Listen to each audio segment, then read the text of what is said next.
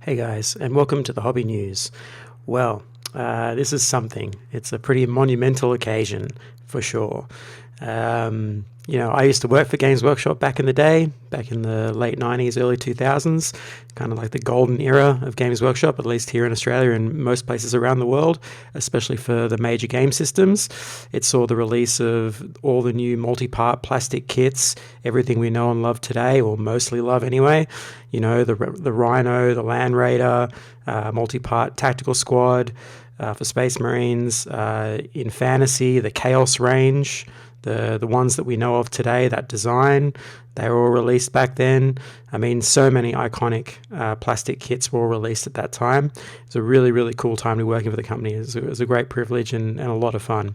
And I can't believe we're actually seeing what we're going to see in this article. It's pretty amazing. It's like, what is it, like 20-something years or something for this kit to be updated. So without any more dilly-dallying, let's get into it, eh?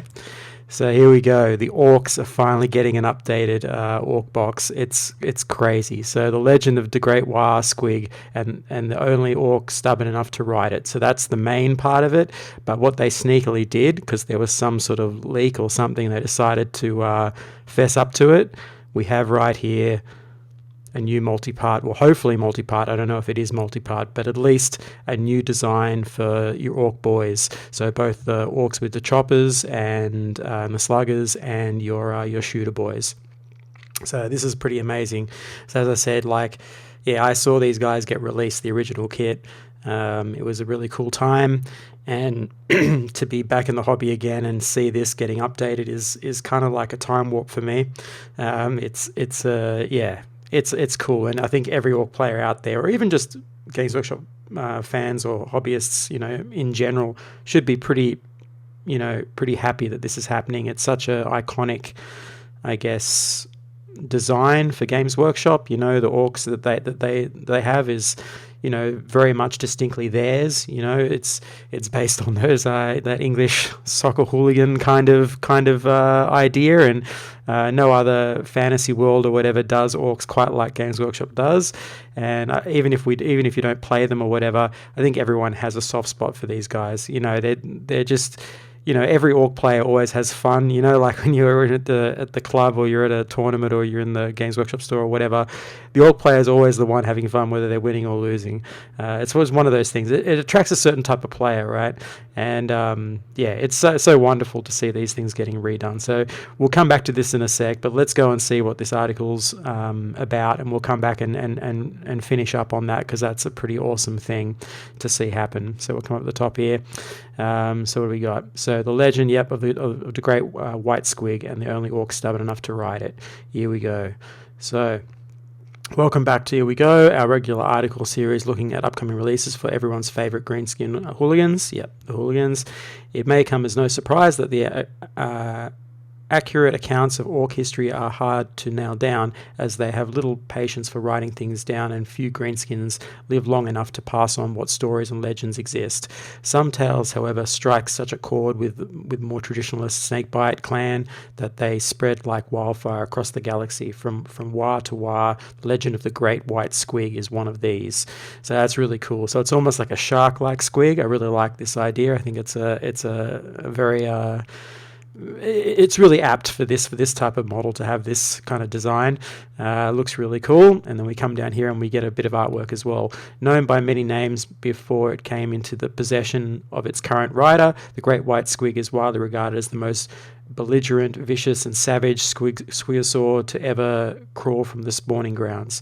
Utterly untamable and responsible for a breathtaking number of missing boys. It wasn't until the squigosaur met its match in an equally stubborn beast snagger named Mozrog. What's that? Mozrog Scrabbag or something like that. That any hope of controlling the monster could be found. Mozrog, for his part, was already well known among the Snakebite clan as a particularly tough and surly hunter, albeit one who'd probably spent a little too much time away from his fellow boys. Legend has it that all it took was one piercing gaze to bring the rampaging squigosaur to heal, although in reality, Mozrog scrapped, chased, and bludgeoned for was it bludgeoned? Yep, for 3 days before the Alpha Squig deigned to be ridden. Yeah, so that's really cool. Classic little story, orc story. And here we have the character. So, this is a really cool idea. It's got some sort of like rocket powered thing on the back of it. It's got just like this random gun just like shoved into its side. What's really interesting about this is actually the design of the orc and these bionics, which is like very sort of, I guess, high tech for orcs. Like if you look at the way it's constructed, it's a lot more high tech. There's even ribs under here. It's a really interesting thing, and I noticed that with a lot of the ones that we've already seen before for these beast snaggers, is that those bionic legs and everything, they're a much more sort of advanced level of I guess bionics for orcs than what your general orc has, and that's really interesting because they're like the savage ones, but they've got like the more elite kind of bionics. It's kind of interesting contrast, but I like it. I think that's good. It's a nice pairing. The brutal with the cunning. That sort of thing. It's almost almost Gorkmork kind of thing in fantasy. So I really like all this. Although this isn't very cunning, this is very brutal, very like in your face, but it's an interesting, and they're calling them snake bites as well. So it looks like the snakebite clan isn't like gone or anything. It's not just called beast snaggers or whatever. It looks like the snake bites are still a thing. So that's kind of nice as well that they keep the history. But yeah, everything about this is really, really fun and cool. I'm sure it'll be a great model, and it'll be cool on the tabletop, right? Whether it's competitive or not, orc players will still play this. I think we all know that. You're going to be seeing this thing in like every single list, and there'll be all different colors of these. There'll be blue ones and green ones and yellow ones and pink and purple ones. Everyone will be doing a different color of this thing for sure. So let's come down and have another look. So then, so we'll come down in here. Newly christened Big Chomper, the great white squig is only kept in line by the sheer ornery belligerence of its long-suffering master, routinely returning to its usual destructive ways the moment Mozrog takes his eyes off it. As such, the two are rarely seen apart, and so the continued legend of steed and rider grows to this day. All right, and now we have that was pretty cool, but this is the real news. Speaking of rumors and legends, some of you with the eyes of skilled Tanith marksmen noted something unusual in the new Gaunt's Ghost box at the weekend. Yeah, are these new Orc Boys, are those new Orc Boys pictures fighting the Kading shot troops on the back of the box? Yes, they are. Or save your squinting at a granny pic. Yep. So here we go. So this is the new thing. And yeah, as I said, I was around for when the original box was released, and it's just a pleasure to be seeing these come back. And yeah, the design is great. They're standing more upright. They're not quite as squat and sort of, I guess they've still got that ape-like quality, but not quite as sort of scrunched down. A bit more stature to them, and we've seen that with the beast snaggers as well. So that's good that they're in line with that as that kind of anatomy. And if you have a look at the head, there's a lot of changes there. The jaw structure is a little different. We're looking at a more, I guess, less jaundice or less kind of.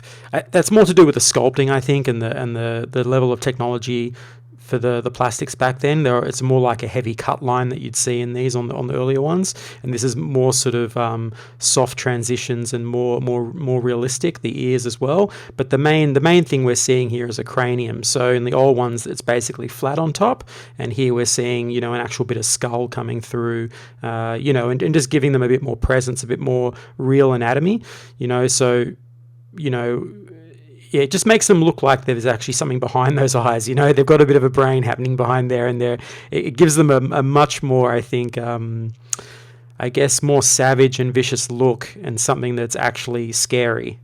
Because you can see more of the human in it. It's much more human-like, and that's the disturbing thing about this type of thing. I remember way back in the day when the multi-part kit for the fantasy came out for the orcs, and Adrian Smith's artwork was on that for that orc kit, as far as I remember. And his idea of orcs was very much like this really sort of, I just remember looking at that box art and just thinking, wow, these are really brutal. There was no humor there. You can't see any humor here. That soccer hooligan is gone from this image. It's still there in their lore, but here we see something really serious and ready to act. And I remember that artwork being like that. They looked like something out of like a Cthulhian, like a myth story or something, something really, really primal, was in those faces that Adrian Smith had done. And here I'm seeing it again, that really good primal look.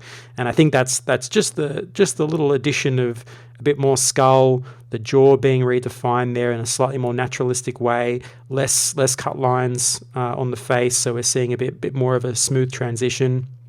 And the ears as well, just a little bit more of a lobe there.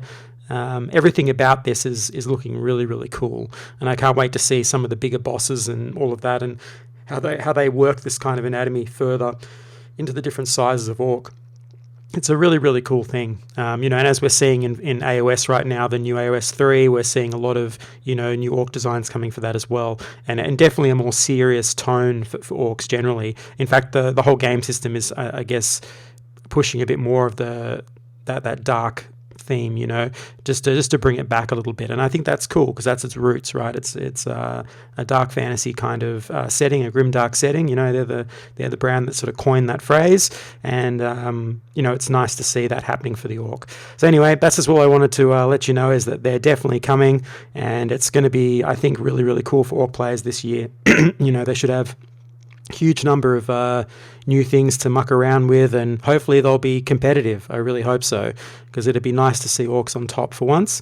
As I said, I've been around for a long time, and orc players have always kind of been the butt of everyone's jokes. You know what I mean? It's rare.